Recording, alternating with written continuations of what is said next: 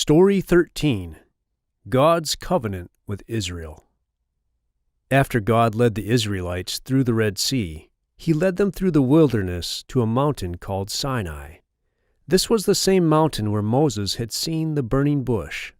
The people set up their tents at the base of the mountain. God said to Moses and all the people of Israel, "You must always obey me and keep the covenant I am making with you.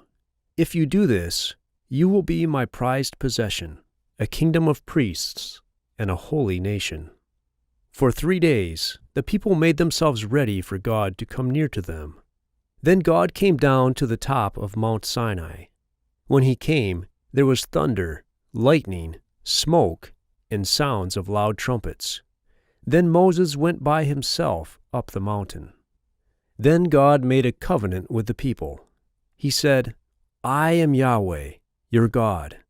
It is I who saved you from being slaves in Egypt. Do not worship any other god. Do not make idols, and do not worship them, because I, Yahweh, must be your only God. Do not use my name in a disrespectful way. Be sure to keep the Sabbath day holy. In other words, do all your work in 6 days. For the 7th day is a day for you to rest and to remember me. Honor your father and your mother. Do not murder. Do not commit adultery. Do not steal. Do not lie.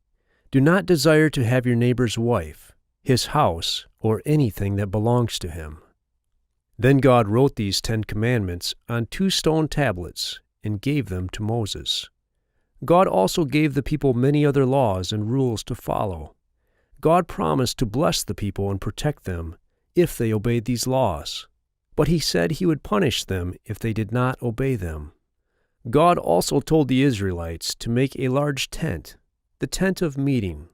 He told them exactly how to make this tent and what things to put in it. He told them to make a large curtain to separate the tent into 2 rooms. God would come into the room behind the curtain and stay there. Only the high priest was allowed to go into that room where God was. The people must also make an altar in front of the tent of meeting. Anyone who had disobeyed God's law should bring an animal to that altar. A priest would then kill it and burn it on the altar as a sacrifice to God.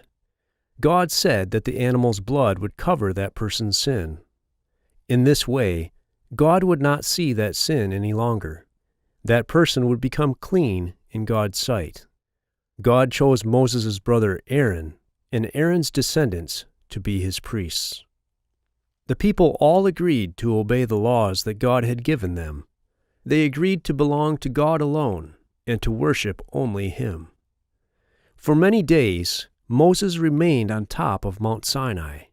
He was talking with God, but the people became tired of waiting for Him to return to them. So they brought gold to Aaron and asked him to make an idol they could worship instead of God. In this way, they sinned terribly against God. Aaron made a golden idol in the shape of a calf. The people began to wildly worship the idol and make sacrifices to it. God was very angry with them because of their sin. He wanted to destroy them, but Moses asked God not to kill them. God listened to his prayer and did not destroy them. Moses finally came down from Mount Sinai.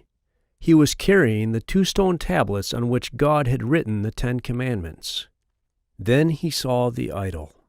He was so angry that he smashed the tablets. Then Moses beat the idol into powder, threw the powder into some water, and made the people drink the water. God sent a plague on the people, and many of them died. Moses made new stone tablets for the 10 commandments to replace the ones that he had broken. Then he climbed the mountain again and prayed that God would forgive the people. God listened to Moses and forgave them. Moses came back down the mountain with the 10 commandments on the new tablets. Then God led the Israelites away from Mount Sinai toward the Promised Land.